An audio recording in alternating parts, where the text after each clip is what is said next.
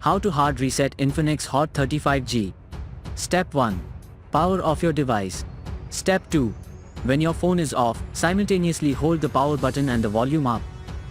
Step 3. After the Infinix logo appears, release the power key and continue holding only the volume up until the XOS image displays.